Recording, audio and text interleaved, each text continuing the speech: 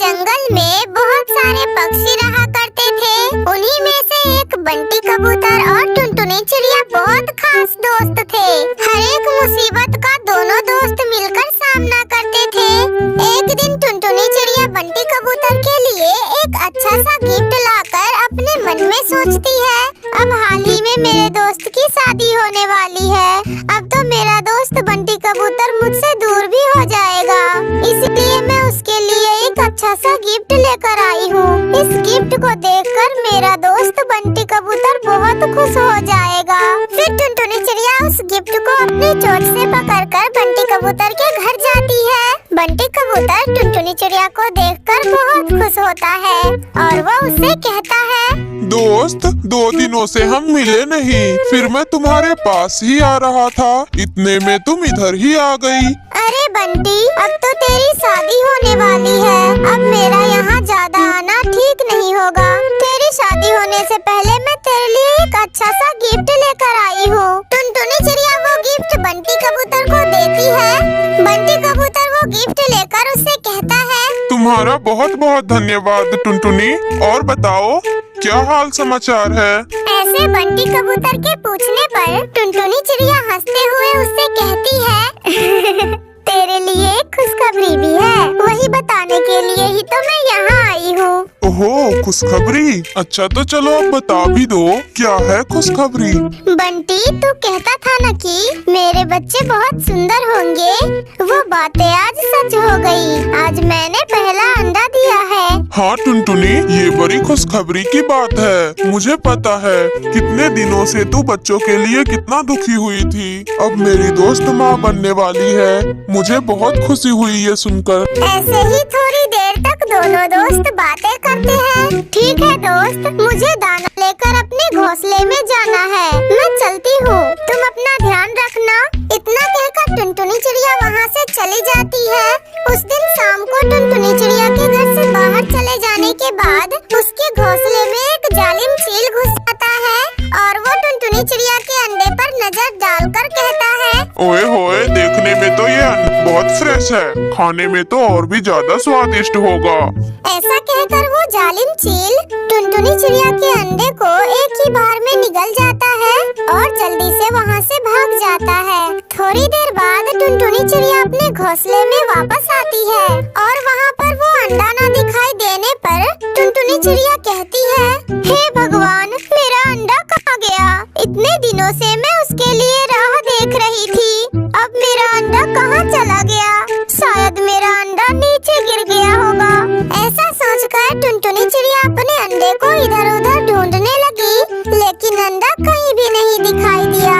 फिर टुनटुनी चिड़िया आंसू बहाते हुए बंटी कबूतर के घर जाती है। रोती हुई टुनटुनी चिड़िया को देखकर बंटी कबूतर उससे कहता है, अरे अरे, क्या हुआ दोस्त, तुम क्यों इतना रो रही हो? तब टुनटुनी चिड़िया बंटी कबूतर को सारी बात बताती है। वो बात सुनकर बंटी कबूतर को बहुत गुस्सा आता है। अब उस चोर को नहीं छोड़ना है, शायद वो कल भी आए, अब हम उसे सबक सिखा कर ही रहेंगे। टुनटुनी, तुम चिंता मत करो, मेरे पास खराब अंडे हैं, उन्हें तेरे घोंसले में रखकर हम दूर से देखकर उस चोर को पकड़ लेंगे। बंटी कबूतर की बात सुनकर टुनटुनी चिड़िया उस चोर को पकड़ने का निर्णय करती है। अगले दिन बंटी कबूतर और टुनटुनी चिड़िया उन अंडों को ले जाकर घोंसले में रखकर दूर छुप जाते हैं। इतने में वो जालिम जिगरबाज फिर से वहाँ आता है और वो खराब अंडे ही खाकर वहाँ से चला जाता है। उस जालिम जिगरबाज को देखकर टुनटुनी चिड़िया और बंटी कबूतर डर जाते हैं। अरे बाप रे, हमें तो लगा था कि कोई पक्षी आकर अंडे ले जा रहा है, मगर यहाँ तो इतना बड़ा बाज आकर अंडों को खा रहा है। अब हम इसका सामना कैसे करेंगे? टुनटुनी, उस जालिम बाज को चालाकी से मारना होगा, सीधा झगड़ा करने से खतरा हो सकता है। फिर बंटी कबूतर के दिमाग में एक आइडिया आता है और वो टुनटुनी चिड़िया से कहता है, वो बाज हमसे बहुत बड़ा और ताकतवर है, कल भी वो जरूर आएगा। टुनटुनी, कल हम ज्यादा अंडे इकट्ठे करेंगे और उन अंडों में नशा लगा कर रखेंगे, फिर वो जालिम बाज उन अंडों को खाकर वहीं बेहोश हो जाएगा और हम उन्हें मार देंगे। हाँ बंटी, तुम बिल्कुल ठीक कह रहे हो, हम कल बिल्कुल ऐसा ही करेंगे। अगले दिन टुनटुनी टुनटुनी चिड़िया बाकी पक्षी को मिलकर उनको सारी बात बताकर फिर उनके खराब अंडों को इकट्ठा करके उन पर नशा लगाकर वहाँ रख देती है। फिर वो जालिमबाज वहाँ आता है और उन अंडों को देखकर कहता है, ओए होए, दिन पर दिन अंडे बढ़ते जा रहे हैं। आज तो इन अंडों को खाकर मजा ही आ जाएगा।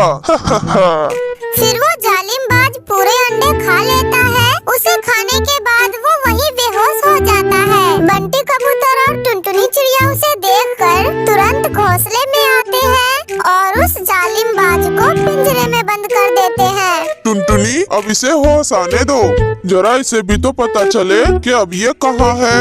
थोड़ी देर बाद जिगरबाज को होश आता है और वो चिल्लाने लगता है, ओए ओए, तुम दोनों मुझे छोड़ दो, वरना मैं तुम दोनों को काट काट कर मार डालूंगा।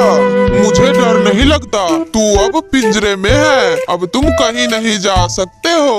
अब ये तेरा आखिरी दिन है। ये जली हुई रस्सी मैं तेरे पिंजरे में डालकर तुझे जला दूंगा। बंटी कबूतर आग को पिंजरे में डाल देता है। इससे पिंजरे में आग लग जाती है। ऐसे जिगरबाज को मारकर जंगल के पक्षियों को उससे छुटकारा मिलती है और वे सभी खुशी खुशी रहने लगते हैं।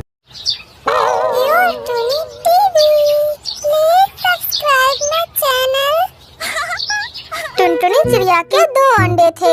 उसका एक अंडा तो नॉर्मल था, मगर दूसरा अंडा बहुत छोटा सा था, जिसे देखकर टुनटुनी चिड़िया बहुत परेशान थी।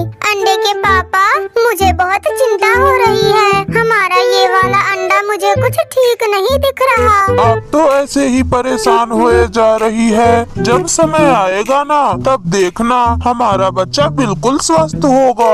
वे दोनों पति पत्नी फिर से अपने कामों में लग जाते हैं। इधर टुनटुनी चिड़िया अपने घोंसले की मरम्मत करना शुरू करती है, तो उधर बंटी कबूतर भोजन लेने निकल जाता है। ऐसे ही दिन गुजरते गए और फिर एक दिन सुबह सवेरे ही टुनटुनी चिड़िया के अंडे टूटते हैं। उनमें से 2 बच्चे निकलते हैं।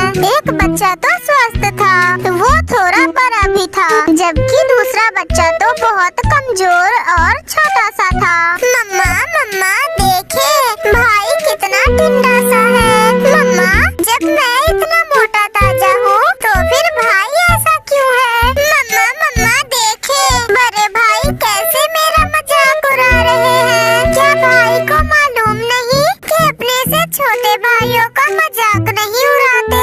अच्छा अच्छा, चुप कर जाओ मेरे बच्चों, मैं पहले ही से बहुत परेशान हूँ। मम्मा, आप मेरे लिए चिंता ना करें, मैं ठीक हो जाऊंगा। फिर शाम को बंटी कबूतर भी अपने बच्चों के लिए भोजन लेकर आ जाता है। अजी, हमारा एक बच्चा तो बहुत कमजोर है। अच्छा, मैं देखता हूँ टुनटुनी।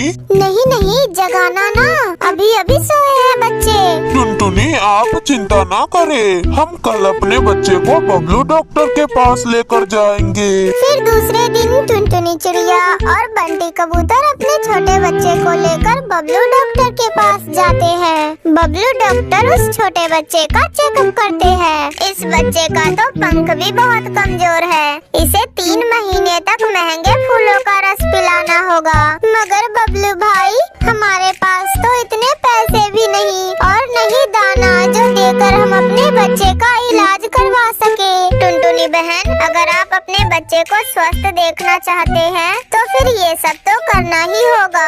अभी हम घर जाते हैं और घर जाकर सोचते हैं और फिर हम कल आएंगे।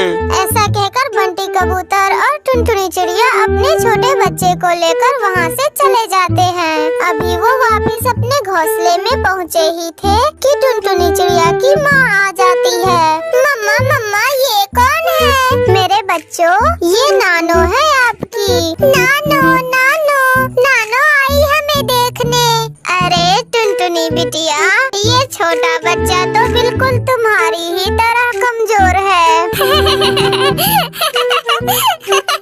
नानो नानो, मम्मा भी मेरी ही तरह थी क्या? हाँ मेरे बच्चे, जब आपकी मम्मा अंडे से निकली तो बहुत कमजोर थी। फिर मैंने आपकी मम्मा की नियमितता से मालिश की और आपकी मम्मा स्वस्थ हो गई। माँ, हम दोनों अभी अभी बुलबुल डॉक्टर के पास से आए हैं। उसने कहा है कि 2 से मुझे 3 महीने तक इलाज करवाना पड़ेगा छोटे का। ऐसा कुछ भी नहीं होता बिटिया, मैंने कौन सा तुम्हारा इलाज करवाया था। मैं छोटे को अपने साथ ले जाती हूँ, फिर देखना मैं छोटे को बड़े से भी बड़ा करके लाऊंगी। नानो मैं भी जाऊंगा नानो। आप बहुत मुझे छोटे छोटे कह के चिढ़ा रहे थे, अब आप रो यहीं बैठकर। मैं तो चला अपनी नानो के साथ। फिर छोटे को नानो अपने साथ ले जाती है। दिन गुजरते गए, नानो छोटे के पंखों का मसाज करती। नानो अपने नवासे को उड़ना सिखाती। वो हर रोज सुबह सवेरे छोटे को सैर पर लेकर जाती। ऐसे कुछ ही दिनों में छोटा पहले से अच्छा होने लगा। छोटा तो अब मोटा भी हो गया था। नानो अब मैं ठीक हो गया हूँ, अब हम चले मम्मा के पास। अब मुझे भाई को तंग करने में बहुत अच्छा लगेगा।